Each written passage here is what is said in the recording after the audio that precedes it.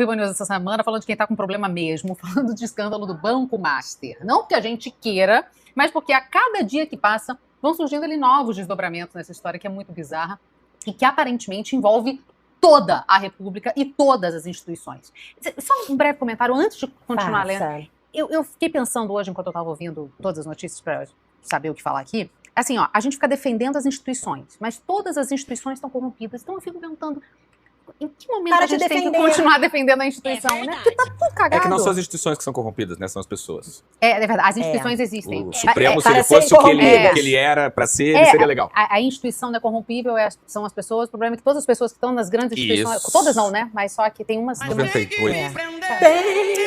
Bom, o que era então, até então, o maior escândalo bancário da história do país passou a se tornar uma guerra de trincheira entre as autoridades brasileiras. E quando a briga é entre instituições ou pessoas que ocupam essas instituições, quem sofre os danos colaterais nunca são os engravatados de Brasília. A semana do Master foi a semana do... Não era só isso. E ainda tá tendo. Agora há pouco também já saiu coisa nova. E tem tanta atualização que é melhor a gente fazer que nem Jack o Estripador e ir por partes. Ótimo. Por onde a gente começa, Gabriel? Tentar fazer uma ordem cronológica dos subescândalos da semana, né?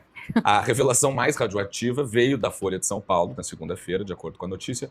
Um fundo chamado Arlim aparece como sócio de empresas ligadas a irmãos e a um primo do ministro Dias Toffoli. Que demais! Esse fundo, por uma cadeia de fundos que investe em outros fundos, que tem outros fundos com outros fundos, se conecta à teia apontada pelo Banco Central como parte do esquema do Master. E aqui a gente tem que ser muito preciso, né?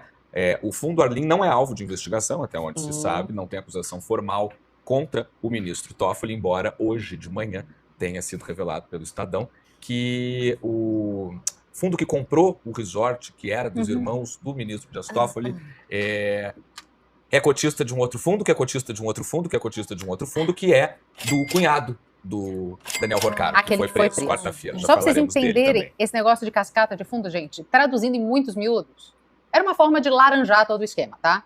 Então, tentar deixar mais opaco, né? Então, assim, para não parecer que tá todo o dinheiro num fundo só, vai um fundo comprou outro, que comprou outro, que comprou outra, coisa se espalha e você não consegue enxergar com clareza. Porque até o follow the money vai demorar. É isso, e por acaso também tem lavagem de dinheiro do PCC no Isso, um deles.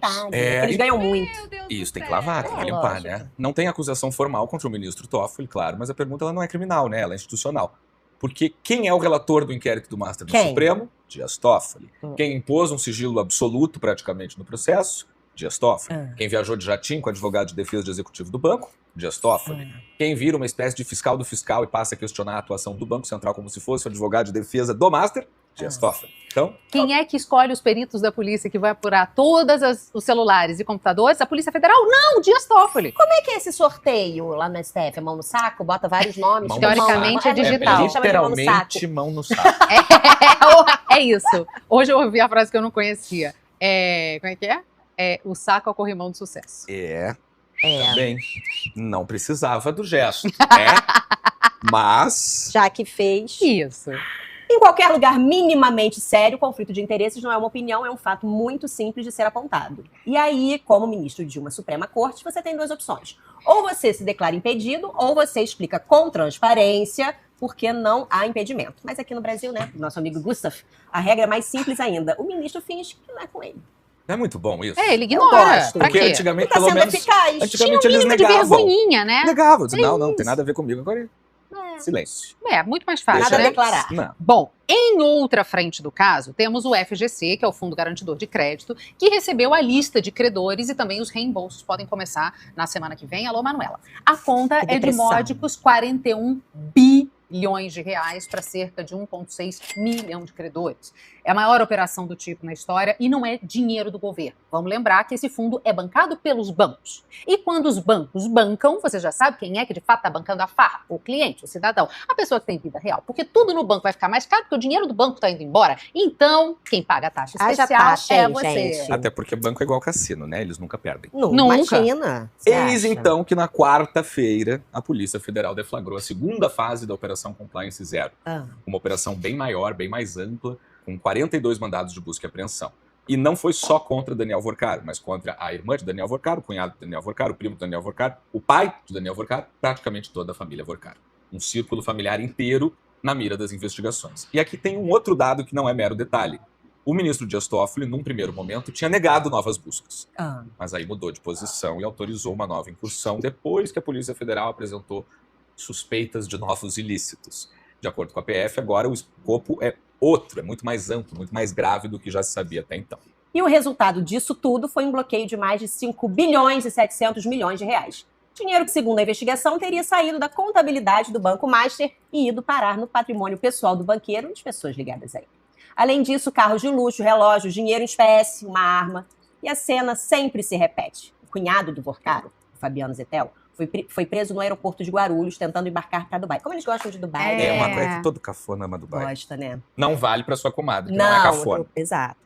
Segundo a polícia, era preciso impedir a saída dele do país, porque, segundo a defesa, era uma viagem de negócios. Curioso ser agora, né? De negócio. Aí começo de ano, gente. Tá tocando business provavelmente não estava mentindo. Tinha uns negócios para resolver lá. Vários. E aí, gente, é o que a gente sabe. Cada um defende seu lado, mas a imagem é forte. E é justamente a que viraliza e fica na nossa memória. E é esse o homem que comprou, teoricamente, o hotel dos irmãos e dos primos de através Dias do fundo. O fundo dele é o fundo. Isso. Só a gente aqui não tem fundo, né? Não, a gente tem. A gente tá toma tomando nele o tempo inteiro. É verdade. Mas o que chama muita atenção, e é o que pega nessa história toda, é quando a gente realmente começa a fazer os links com a casta política. E o Zettel, por sinal, foi o maior doador de campanha entre pessoas físicas do governador Tarcísio de Freitas, aqui de São Paulo, e do ex-presidente Jair Bolsonaro.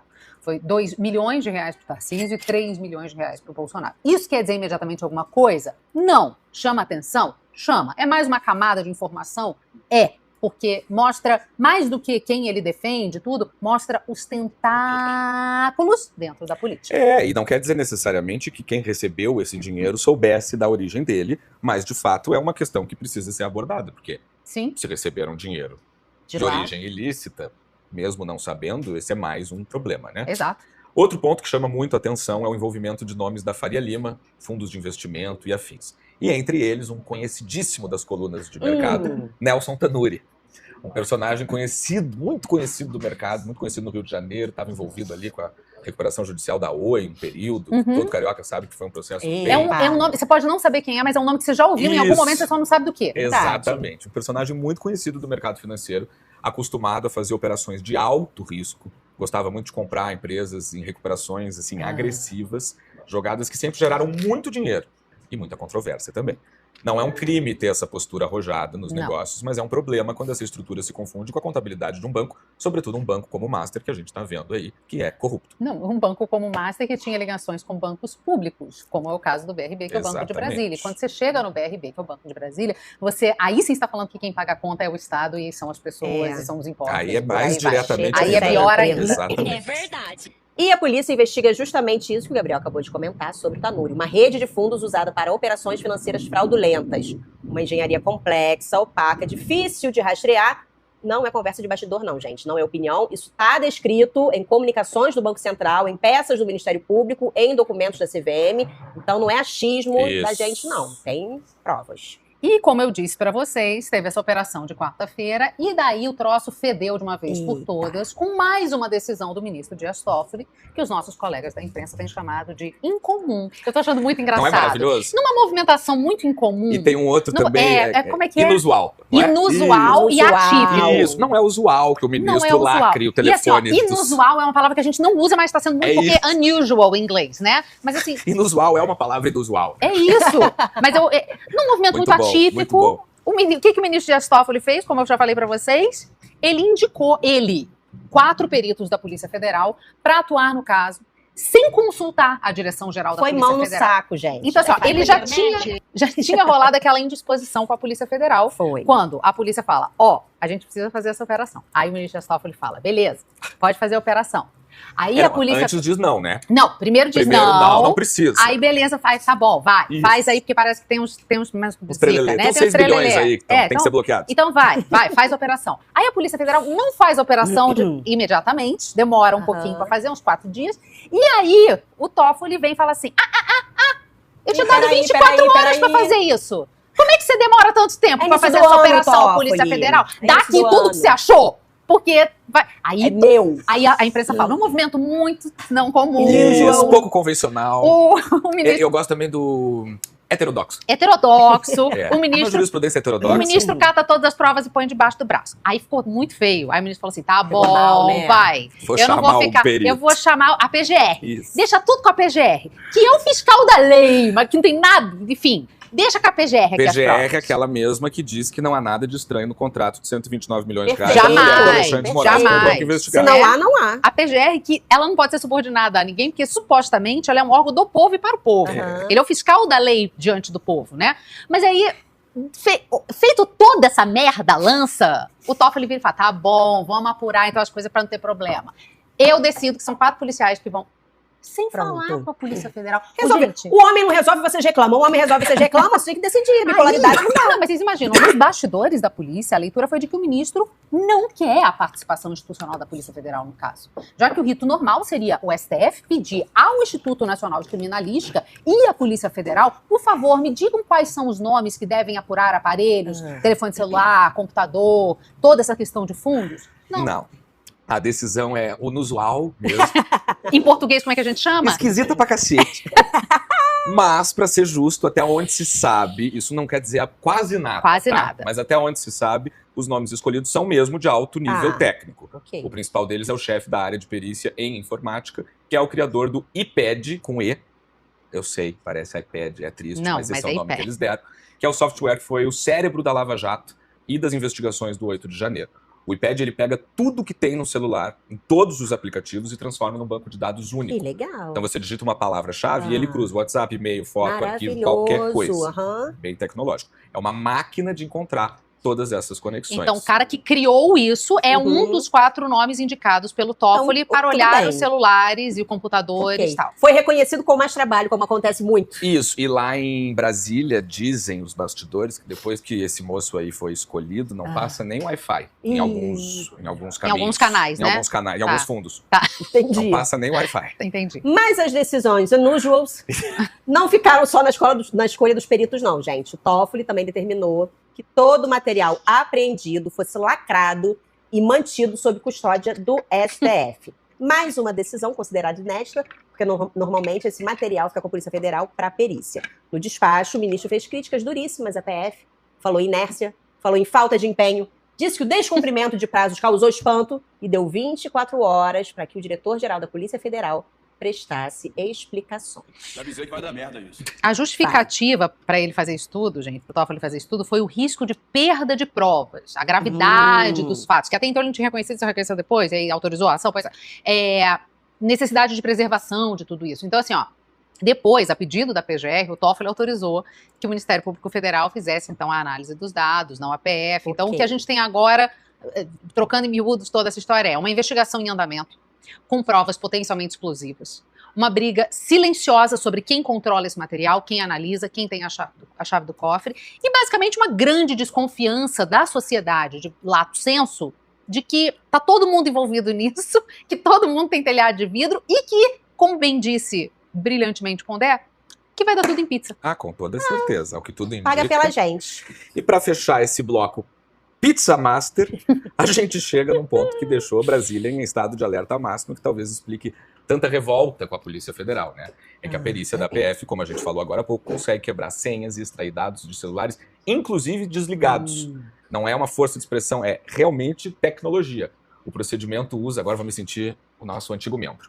O procedimento usa um conceito de física chamado gaiola de Faraday. Olha, O celular fica isolado de qualquer sinal. Não entra Wi-Fi, não entram dados móveis, não tem como apagar nada remotamente. E aí a extração do conteúdo é total.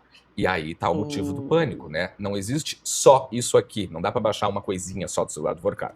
Ou se baixa tudo, ou não se baixa nada. Conversa antiga, foto esquecida, e-mail, rascunho, registro que não tem nada a ver com o caso, eventuais nudes, não importa. Tudo vai para o mesmo pacote. E agora a justiça tem os celulares de Daniel Vorkar, do cunhado dele e de Nelson Tanuri.